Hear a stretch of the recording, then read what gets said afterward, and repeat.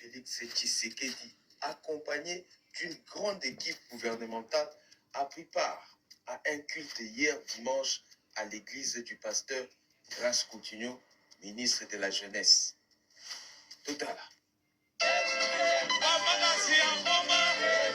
Hey, Fachinge Bungebue. Fachinge Bungebue.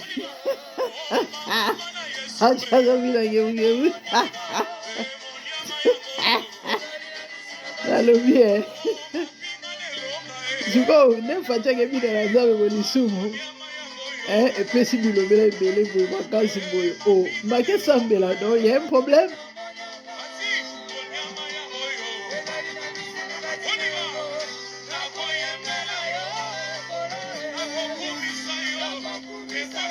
Fatibé, les amis, désolé pour l'image.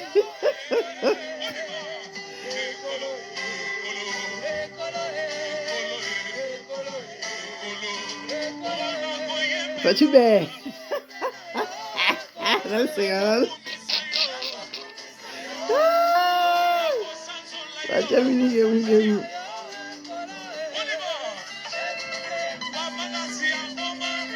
Fatibé, Fatibé, Nandinga qui président. Nous bénissons Dieu pour la présence de son Excellence, Monsieur le Président de la République. Kamouké.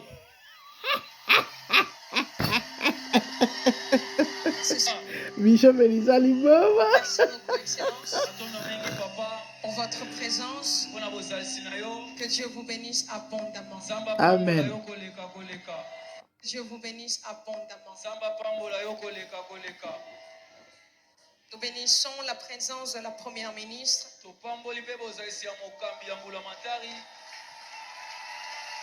Est-ce que l'Église Armée de Victoire peut m'aider à l'accueillir? Maman Souminois. Bon, je crois qu'il y a bien dimanche. Si vous faites que ça, la délégation, Lisumu, ma bé, et puis si vous avez le eh, pardon, bon, à suivre.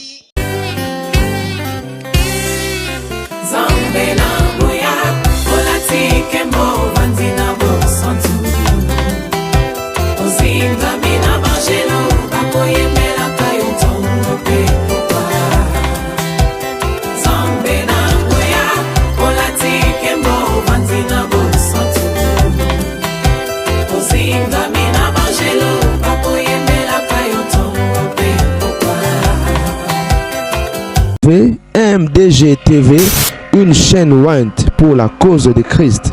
Mafuta Yasika, Mafuta Yasika, Mafuta Yasika.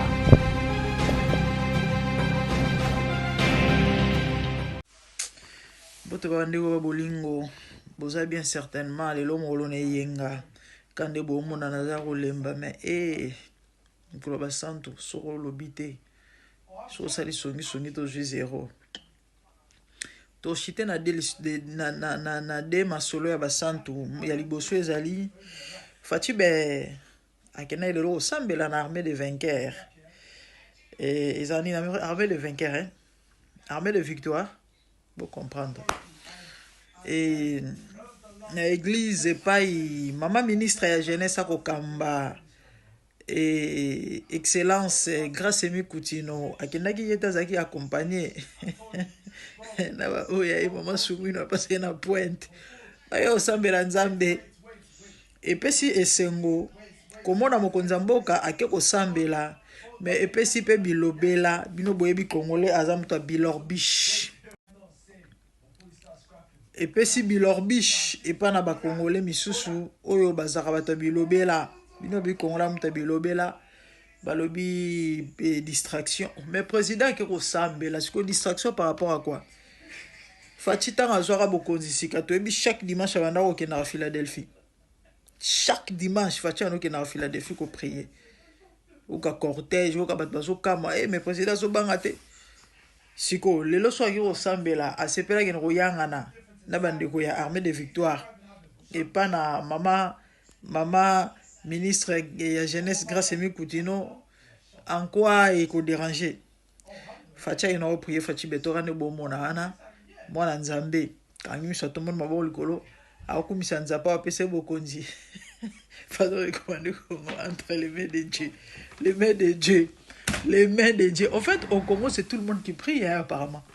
Le président de la République prie, les ministres prient. Le peuple goûte kolobate. Biso bambolombo kolobate, mais mboke zo kufa mboke za kobeba kaka naebite. Parce que batu ba évoquer si ja spiritualité, hein, par rapport à manque de développement en mboka. Ba comprendre ba mboka misusu. Parce que pour n'est pas na biso to ressemble nzambe, mais mambozo tambola te. Pour nini to ressemble la mais Congo na place bongezo beba kaka seko beba. Bande ko na ba commentaire na besoin na bino. Qu'en pensez-vous? Qu'est-ce que vous en dites? Au Congo, tout le monde prie. Même bizarrement, mbogezo bongate. Mbogezo bongate, mbogezo beba zo kufa. Eza nini nzamba zo ka prière na biso te? Problème eza na ngambo nani? À ce que je sache, on a vu que nzamba za fidèle.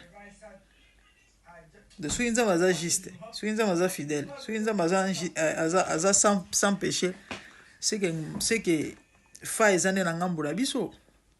Si faut batala na côté na biso bato. J'ai toujours dit aux gens na mamunionso.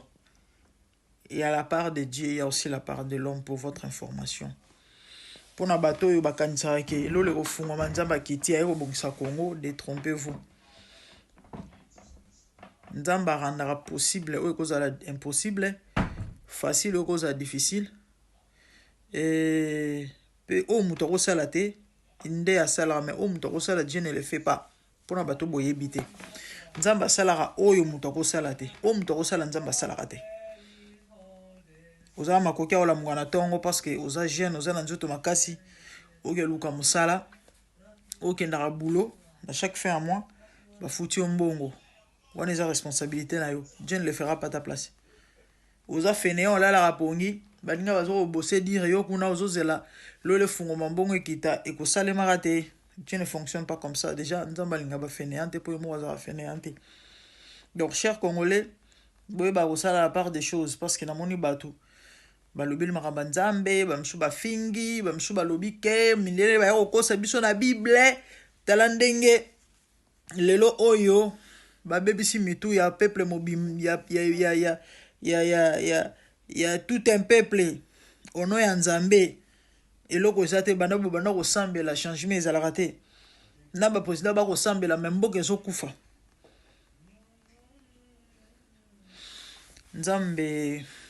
Nzamba za aventurier te, hein. Nzamba très sérieux. Nzamba za la responsable ya osarana te. Pona bato bazwa mamba nzambe ba aventure. Eza parce que batunde ba ya ko s'aventurer na mamba nzambe. Nde bimisa et sala ke bato misusu o ba yebi nzambe te ba mona neti ke non nzamba za aventurer. Non. Nzamba za sérieux. Eza batunde baza ba aventurer. Batunde ba moins sérieux. Et so za sérieux te na nzambe. Et nzambe ozala pe sérieux na yo te. C'est ce que vous devez savoir. Ah oui, si tu n'es pas sérieux avec Dieu, Dieu ne sera jamais sérieux avec toi. Et on va dire que chrétien belo échoué na Bible na masama peka. Na Bible na boko ma échoué. Pour la nini, ba principe à éviter. Nzamba sunga mboka Congo. Et ça la pas si hey mais si on a la possibilité pe makoki à changer ma kambo. Nanga la salango. Menga ko mutu. Et puis ça passe. Comme on a ma msusu na mboko yo na babilo bat bazoloba et pourtant nous avons tout s'il vous plaît tout. Bah confisquer $1 million, 1,9 million de presque 2 millions de dollars na aéroport Yandjili s'il vous plaît. Et bah tu balanda tonton de certainement bon information wana. Après ça toujours ba mambo o est vérifiable. Et au beaucoup ko soir. Et au azorana ba source sir. Oyo to mona rapé ayer ba lobelaka. Et pesinga na habite so na oloba nini siko boye bisa mboka boye mboka ya boye vous attendez à quoi na bato motindo boye boko expect nini et puis boya ofinga nzambe boya ofinga nzambe nzamba zo sala te bato ba prier nzamba zo sala te ndamba sala ka umuto ko sala te umuto ko sala Dieu ne le fait pas ba confisquer 1.9 million de dollars na aéroport Anjili na kata valise de ce aéroport on comment on bango parce que si umuto se permettre à 1.5 million de dollars na valise pour légal on sait que les cara déjà je crois bato belé bo moni vidéo ezo tambola ya mbomba oto bimisa na banque $200,000 ba muto azo ko filmer azo yebisa muto na ya kozwa awuti kozwa na banque je crois bolandi ba image wana sali tour na réseaux sociaux na ninga kosala na te vidéo na ker viral na opostele binango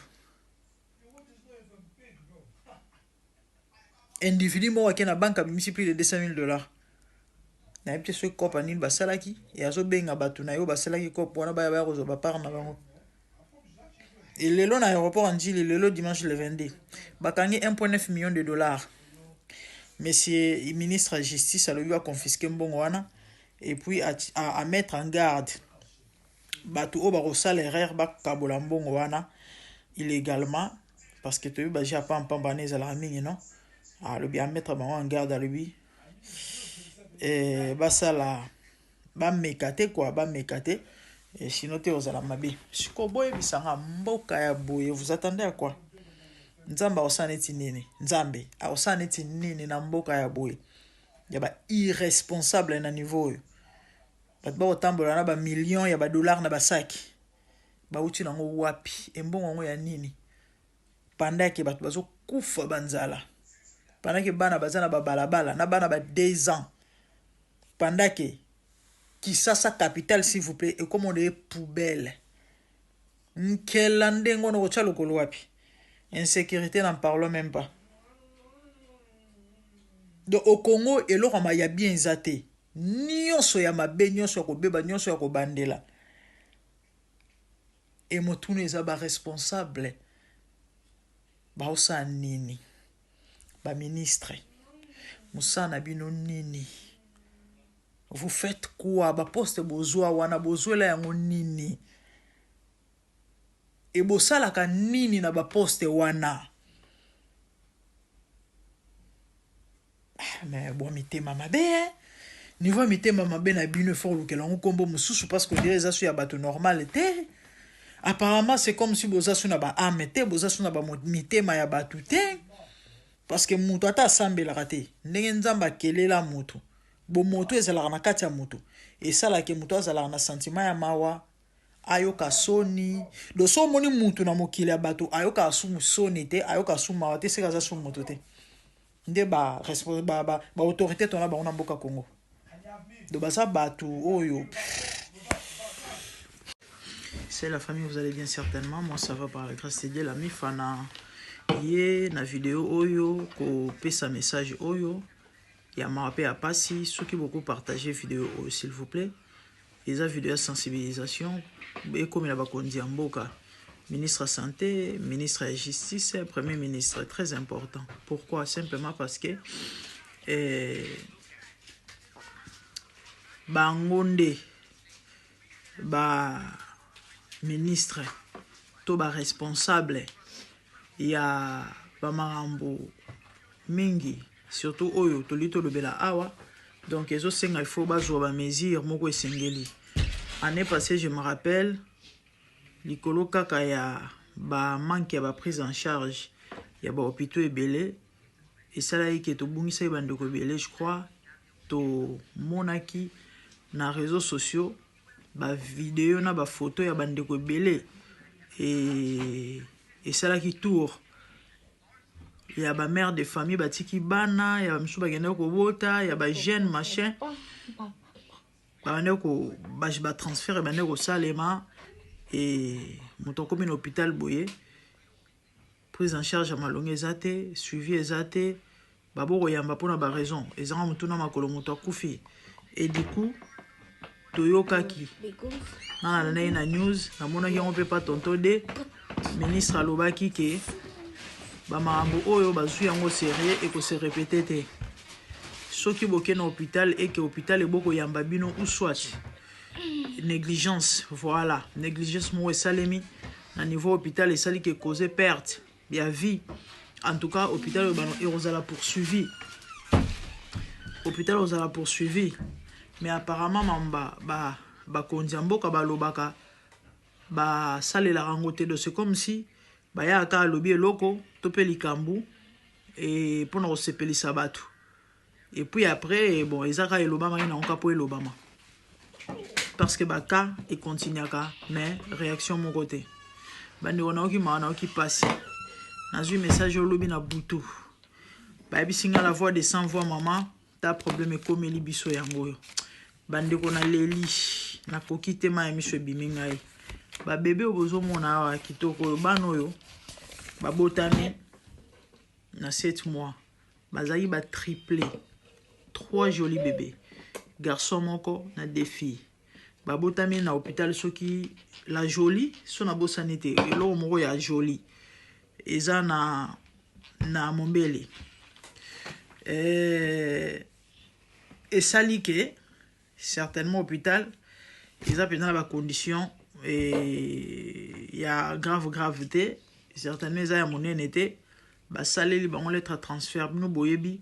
Bana soba botami ebele déjà partir à 2 et oyo eza 3 ba triplé bala misato ba botami na 7 mois et c'est vraiment il faut suivre et il faut vraiment bazwa soin na bango parce que bana mingi ba botamaka ebele 2 3 déjà ba botamaka na ba mois normalité, ce qui fait que état na bango ba condition na bango esenga vraiment il faut bah, soins appropriés. Alors, hôpital et sali lettre à transfert. Baké na Saint-Joseph. Tant bakoumi na Saint-Joseph. Na Saint-Joseph babo yamba bango. Balobi na bango ke bondeko. Na lettre na bango à transfert. Na bondeko babo yamba bango. Baké na mama yemo. Tant baké na bondeko babiso ngote boke mama yemo. Na mama yemo babo yamba bango. Balongo na mama yemo bake na kalembelembe baboko yamba bango. Na tuni raison ni boye na mbongo te babite mama même pas. Ka ata soto komi klara basu batali ka lettre transfert. Ba ote place ezate. Ba déplacer ba kei te place ezate. Et salmi na ba 4 hôpitaux wana ba bandeko ba lobike et komi grave partout au qui ne bazo boya. Tokenda ta ko mona mama Marti.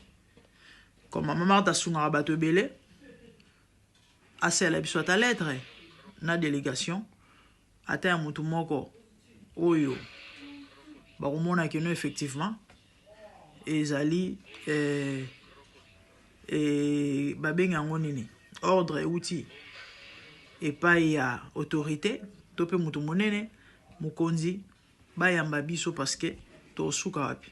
Bandeko j'ai les images nande batelema ina lopango mama Marthe baluka ba négocier ba boko kotisa bango et car na porte à maman Marthe wana bébé moko akufi mwa kotisa bango ezalaki te basele bango mwa ya moto bana mwa ya moto peut conserver bango bino boyebi ba prématuré po ba batela bango baza na chaleur et tout ce temps là bando sa ba acrobatie wana nyonso Saint-Joseph mais machin maman yé mo kalembelembe mai baniko se refroidir bébé mon apporte à maman Marthe akufi balongo na porte à maman Marthe bakei na baniko longwa bazonga côté ba utaki balobi non to mega ozonga na hôpital au place moi si abotelaki tant mususu kuna bakoza na ba nini ba mesure mususu il y a prévention pour nous protéger bana oyo parce que bande on nzela kaka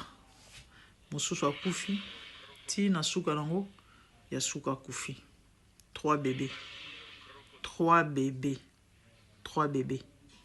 bana bakufi likolo ya mauvaise foi mboka ya Congo bilo neti ya boye na habité so na oloba neti ne bakonzi ya mboka boza wapi na makambo ya boye tozoyeba te tosuka wapi na Congo oyo ya biso tosuka wapi libana mboka bapaya balingi biso te na kati ya mboka na biso moko tozovivre ndenge bato mosusu bandeko babebe bakufi 3 bébés 3 vies eke kaka boye quelle perte bandeko j'ai des images naza na baimage ya bana momo bamakelele babebe basalaka wana ba naoki pasi bana bakufi bakei pe à l'air âme nayaki napesa sango oyo po partager nenga vidéo oyo bakonza mboka s'il vous plaît pozwa ba mesure boluka solution pour na peuple boza bakonzi pour un peuple et du coup so bozo servir peuple on a te bozo sunga bango te en tout cas ils a passé ils a vraiment marre. C'était ça le message. Merci. Je vis le Seigneur assis sur un trône très élevé, et les pans de sa robe remplissent les temples. Des séraphins s'étaient au-dessus de lui et criaient l'un à l'autre, disaient Saint, Saint, Saint est l'Éternel des armées. Toute la terre est pleine de sa gloire. Dans les cieux des cieux, là où vivent les rois, il y a des créatures qui l'adorent et les louent. Dans les lieux célestes, là où règne mon roi, il y a des anges qui chantent jour et nuit en sa gloire. Les 24 vieillards et les 4 êtres vivants, ensemble avec les anges, chantant son nom en air. Ils ont reçu l'ordre d'adorer les rois, car il est l'unique, le seul vrai Dieu. Seigneur, reçois favorablement les paroles de ma bouche, car les portes furent ébranlées dans leur fondement par la voix qui retentissait, et la maison s'était remplie de fumée. Glorifie-toi. Dans les cieux, sur la terre, même sous la terre, toute langue confesse que Jésus est Seigneur, car il est élevé au-dessus de toutes choses, et son nom est au-dessus de tout nom. Jésus, je m'avance devant toi, oh mon Dieu, mon roi, unissant ma voix avec ceux des anges, en jetant nos couronnes et des coupes pleines de parfums odoriférants, nous rendons gloire.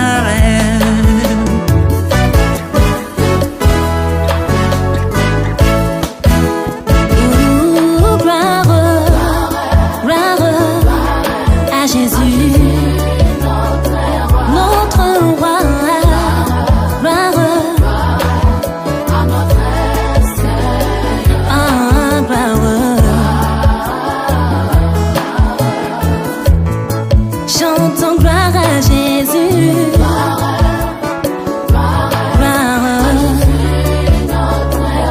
Notre Seigneur, gloire, plus haut des cieux.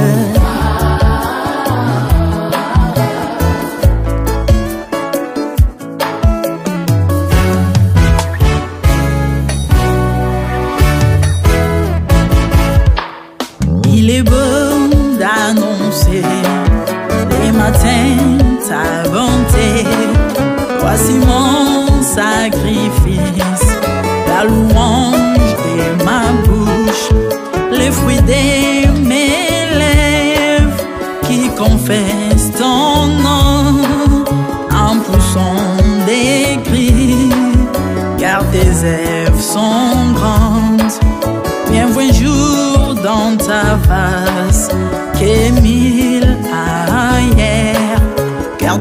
es mon soleil, mon bouclier, ma tour forte. Tu me donnes la force du bif, tu m'arroses d'une huile fraîche. On ne se plaît à contempler mes ennemis grâce à toi.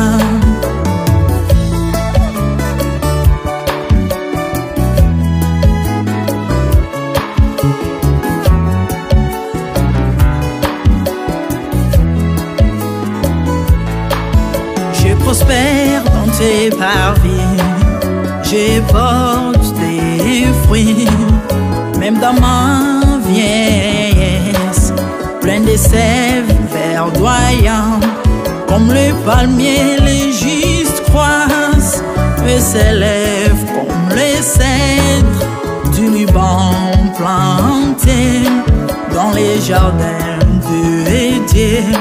Dieu des vengeances s'élève pour venger mes ennemis. Il mettra la fin à la malice de leurs œuvres, car il est le Tout-Puissant, l'Éternel des armées, El Shaddai Adonai, El Elyon Sabaoth.